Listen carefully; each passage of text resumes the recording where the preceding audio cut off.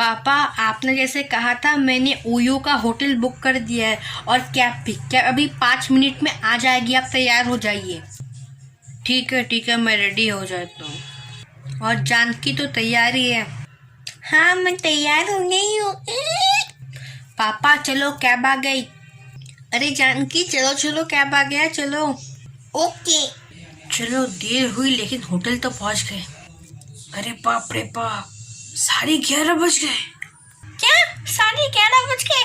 सभी लोग सोने चलो, सभी लोग सोने चलो। सभी लोग सोने चलो। बहुत ठंडी हो रही, बहुत खांसी हो रही। सोने चलो जल्दी। हाँ हाँ, सोने चलो, बहुत देर हो गई है। हाँ हाँ, जा रहा हूँ मम्मी, सोने ही जा रही हूँ। चलो सो जाते हैं। Good night. बहुत प्यास लगी है, थोड़ा पानी पी लेता हूँ।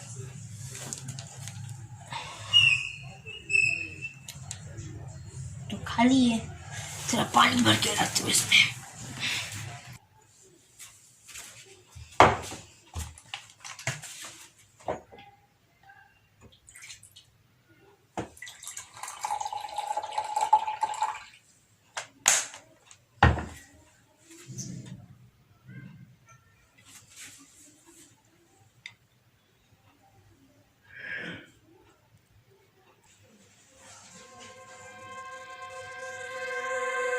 Laifu, Ueshi, no, Uekutreo, Gami.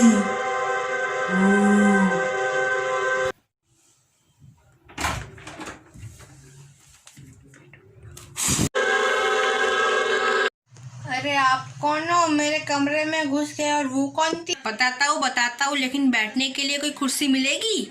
हाँ हाँ, ये लीजिए कुर्सी बैठने के लिए। बैठिए, बताइए आप क्यों आए हो यहाँ पे? बेटा, ये बहुत सालों पुरानी कहानी है। ये होटल जहाँ पे बना हुआ है ना, यहाँ पे एक घर था। एक माँ, एक बेटा, एक बेटी और एक पिता। बहुत ही अच्छा खानदान था। मैं यहाँ पास ही में रहता हूँ। मुझसे बहुत अच्छे से पेश आते थे। एक दिन उन्होंने बहुत मेहनत से पैसे जुगाड़ करके अपने बेटे को पढ़ाया और विदेश भेजा। एक दिन उसका बेटा उसको फ़ोन करके बोलता है कि पापा, मुझे जॉब लग गई है और मैं शादी कर चुका हूँ। पापा बोला, वाह, ये बहुत अच्छी बात है, तो आ जाओ बहू को लेके यहाँ पे। तो वो बहू को लेके यहाँ आ गया। लेकिन जो बहू थी वो स्पेनिश थी। वो बहू बहुत ही घटिया किस्म की औरत थी। वो उससे ज़्यादा भी प्यार नहीं करती थी। उसने सिर्फ उसके पैसों को देखकर उससे शादी की थी। इनका हंसते खेलते परिवार को उसने उजाड़ दिया। पहले दिन आते ही उसने उसकी बहन से, मतलब उसके पति के बहन से झगड़ा कर लिया। दूसरे दिन उसने उसकी बहन को, उसकी सास को और उसके ससुर जी को मार दिया। मार के यही पास में दफना दिया। किसी को कानो कान खबर नहीं हुई, सिर्फ मुझे पता है, क्योंकि मैं उसके पास ही में रहता हूँ। मैं रात को यहाँ से जा रहा था अपने घर काम करके, तभी मुझे वो दिखा कि वो उनको मार के दफना रही थी। फिर अगले दिन पुलिस आई। उसके बेटे ने कंप्लेन कर दी। अगले दिन पुलिस आई। कोई सबूत नहीं मिला पुलिस को। फिर 2-3 दिन तक सब ठीक ठाक था। पति के साथ उसका बात हो रहा था, एकदम कोई झगड़ा नहीं था। 3 दिन के बाद से लड़की का पूरा व्यवहार बदल गया।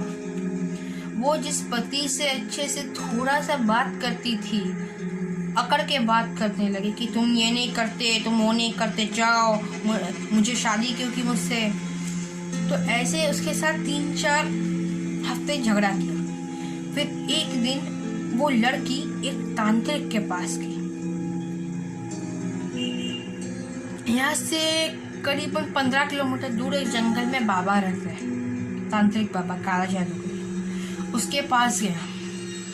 पता नहीं वो तांत्रिक ने ऐसा काला जादू किया कि उसी दिन रात को उसने अपने पति का खून कर दिया चाकू से। जो चाकू लेके वो औरत आई थी ना तुम्हें मारने, उसी चाकू से उसने अपने पति को मारा था और अपने पूरे खानदान को उसने उसी चाकू से मारा था। फिर वो लड़की अपने पति के साथ पेट्रोल डाल के अपने ऊपर वो अपने आप को जला दी। फिर 2 दिन बाद पुलिस आई। उसी दिन नहीं आए क्योंकि किसी को जलने की बदबू नहीं आई। वो लोग जल रहे थे, किसी को बदबू ही नहीं है, वो लोग जल रहे थे। 2 दिन बाद एक आदमी आके देखता है उसके घर में कुछ जल के खाक होके पड़ा है और धुआं है बहुत बदबूदार। तभी उसने पुलिस को बुला दिया। अब पुलिस को बुलाने के बाद क्या हुआ, पुलिस आई, अपनी पूरी जांच पड़ताल की। पुलिस को कोई सबूत ही नहीं मिला किसने जलाया, कैसे मिलेगा। उन्होंने खुद ही को आग लगा दिया था। फिर ऐसे ही चलता रहा। फिर वो जो काला जादूगर है वो यहाँ पे आया। वो जो औरत और पति मर गया था, उस औरत का राख को लिया अपने पास, अपने जंगल वाले घर में जाके काला जादू किया उसके ऊपर और उसकी आत्मा को वापस बुला लिया। वो आत्मा बहुत ही खतरनाक आत्मा बन चुकी थी, प्रेत आत्मा, बहुत ही खतरनाक। तुम सोच भी नहीं सकते इतनी खतरनाक आत्मा बन चुकी थी। फिर वो औरत पूरे यहाँ कॉलोनी में घूमती थी। जो भी कोई नया आता था उसको मार डालती। मुझे ये पता है, इसीलिए मैं तुम्हें ये बता रहा हूँ। वो आज भी तुम्हें मारने के लिए आई थी, लेकिन मेरे पास वो भभूत था, इसीलिए वो तुम्हें मार नहीं पाई। जितनी जल्दी हो सके कल सुबह ही तुम यहाँ से निकल जाओ अपने माँ बाप के साथ, वरना हर वक्त मैं तुम्हारे साथ नहीं रहूँगा। कल सुबह ही तुम निकल जाओ। मैं रिसेप्शन में जाकर तुम लोग का सब रेडी करके रखता हूँ, गाड़ी वाड़ी बुला के कल सुबह ही तुम निकल जाओगे। और यहाँ पे कभी भी मत आना, क्योंकि ये पूरी कॉलोनी श्रापित है। उस औरत ने कितने लड़कों का खून किया या कितने औरतों का खून किया, आज तक किसी को पता नहीं चला। जिस दिन कोई नया लोग यहाँ पे आता था, अगले दिन गायब हो जाता था। गिनती नहीं है कोई कितने लोग गायब हुए, गिनती नहीं है कोई। इसीलिए कह रहा हूँ अपने परिवार के साथ चले जाओ और ये कहानी किसी को मत बताना। ये तुम्हारे और मेरे बीच का राज है, समझ गए? चलो अभी रात से सब सामान तैयार करो, कल सुबह तुम लोग का मैं गाड़ी बुला देता हूँ। ठीक है, कल सुबह होते ही मैं निकल दूंगा यहाँ से अपने परिवार को लेके। और सुनो, कल सुबह होते ही नहीं, अभी रात हो, ये भभूत अपने परिवार के माथे पर लगा देना, ताकि वो चुड़ैल तुम्हारे पास ना आ सके। ये लो। ठीक है, लाइए दीजिए। ठीक है, ये मैं अभी मैं अपने माथे पर, अपने मम्मी पापा के माथे पर लगा देता हूँ।